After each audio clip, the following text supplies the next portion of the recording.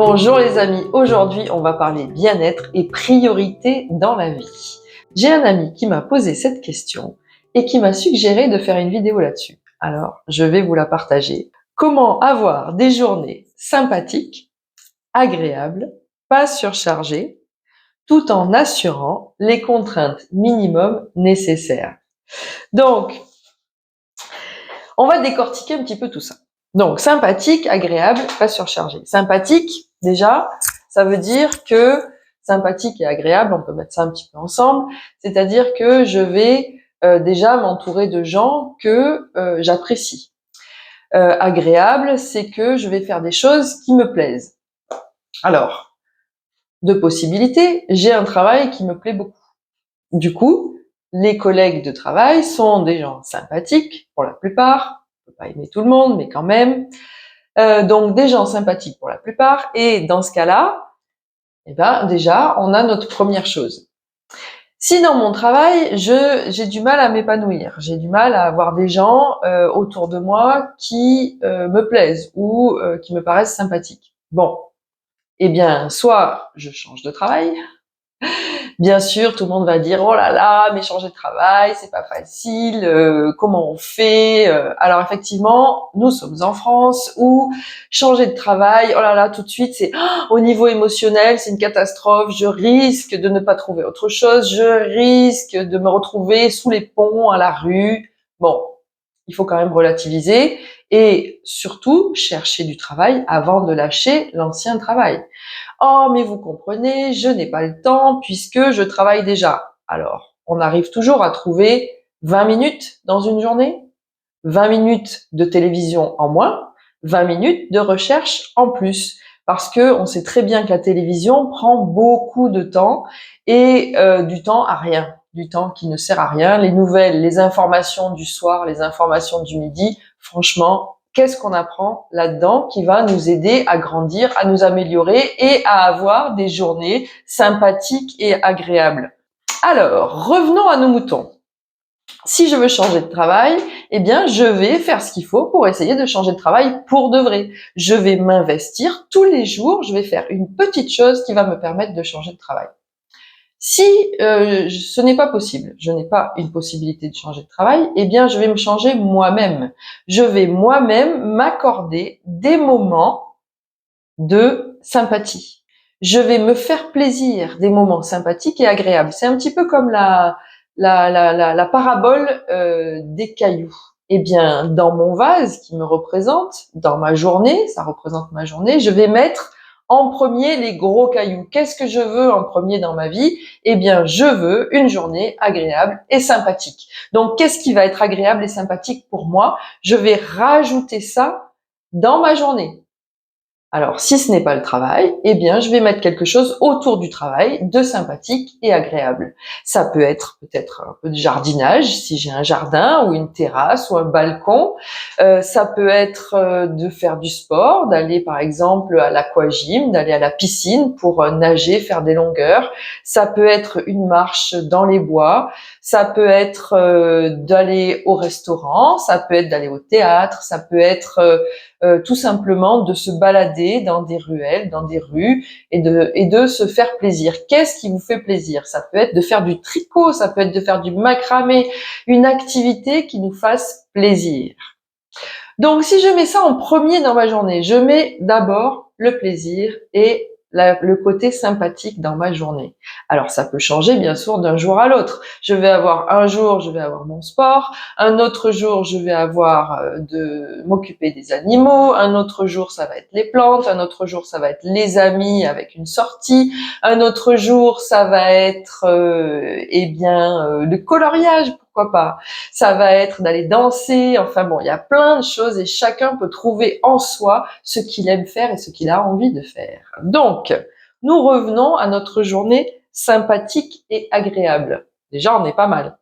Mais juste après, il y a quelque chose qui est un petit peu plus délicat, c'est pas surchargé.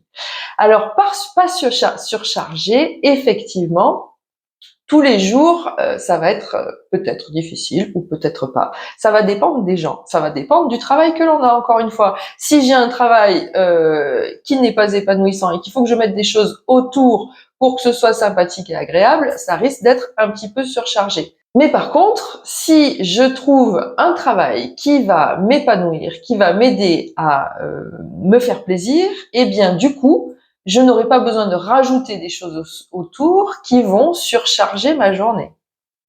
Il faut aussi, à mon avis, trouver un travail qui ne soit pas trop prenant en nombre d'heures. Alors, certains jours, ça va être 10 heures par jour, et puis d'autres jours, ça va être 2 heures par jour de travail. C'est un petit peu ce que j'ai choisi dans ma vie. Mais pour d'autres personnes qui ont des horaires de bureau, eh bien, ils vont être 7 ou 8 heures par jour au travail. Mais dans ce travail, ils vont pouvoir aménager des périodes de la journée où ils vont travailler très dur, et puis des périodes de la journée où ils vont pouvoir être un peu plus cool, sans forcément aller à la machine à café toutes les 5 minutes. Bon, alors, donc, aménager dans la journée des moments plus cool. Mais pour avoir ça, il faut aussi avoir des moments plus rapides. Et c'est ce contraste qui va rendre les moments plus cool très intéressants, parce qu'on va les mettre en contraste avec des moments plus intenses. Alors, la suite de la question, c'est tout en assurant les contraintes minimum nécessaires. Tout en assurant les contraintes minimum nécessaires. Encore une fois, on revient, si je travaille, eh bien mes contraintes minimum, bien sûr, c'est quand même d'y aller. Je vais aussi avoir à la maison des contraintes minimum. Alors, les hommes et les femmes maintenant ont tout autant de travail les uns que les autres. En général, on partage les tâches. Bon, chaque personne va avoir à la maison à faire un petit peu de lessive, un petit peu de rangement de la cuisine, un petit peu de ménage, un petit peu de s'occuper des animaux ou des plantes si on en a. Et tout ça, ça fait partie quand même des contraintes. Un petit peu de faire à manger aussi, de faire des courses. Tout ça, ce sont des contraintes qu'il va falloir prendre en compte. Et donc, il va falloir aménager encore une fois la journée en mettant ça à l'intérieur. Eh bien, ces contraintes-là, pour moi, ça fait partie du moment de travail. C'est-à-dire que l'idéal dans une journée, ça va être d'avoir 8 heures de travail, d'avoir 8 heures de loisirs ou de repos et d'avoir 8 heures de sommeil. Et donc, les contraintes minimum à assurer, je les mets dans le travail. Et effectivement, faire les courses, c'est un travail. Ça peut aussi être un plaisir certaines fois. Donc, ça peut être à la fois dans le travail et à la fois dans le loisir. C'est comme faire à manger. Certaines fois, faire à manger tous les jours, quand on a des enfants, ça peut être un petit peu barbant et rentrer dans le côté travail. Mais si on fait à manger une fois de temps en temps, avec le plaisir, avec le cœur, eh bien, on est plutôt dans le loisir. Donc, vous pouvez aussi bien mettre ces activités, cuisine et courses et toutes les autres activités même de la maison, en partie dans le plaisir et ou dans le loisir et en partie dans le travail. Et même pour les personnes retraitées, eh bien, la partie travail, ça va être justement de m'occuper de toutes ces petites contraintes.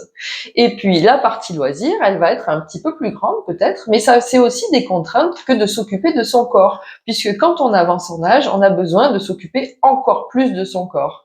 Je ferai certainement une vidéo sur la ménopause pour les femmes, et on sait très bien que après la ménopause, eh bien, on a tendance à prendre un petit peu de poids, le ventre qui gonfle, le sommeil est moins bon, eh bien, je vais vous aider à continuer à être en super forme, voire même encore plus quand vous êtes après la ménopause. Donc, s'occuper de son corps devient, au plus on avance son âge, s'occuper de son corps devient primordial et prend de plus en plus de temps. Et du coup, ce temps-là va rentrer dans le temps travail quand on parle de notre équilibre travail, loisir et sommeil. Bon, j'espère que cette vidéo vous a plu et puis n'hésitez pas à vous abonner justement si ça vous a plu. N'hésitez pas à laisser un petit commentaire et surtout si vous avez des idées ou si vous avez des sujets que vous voulez que j'aborde, n'hésitez pas à me l'écrire en commentaire. Merci beaucoup.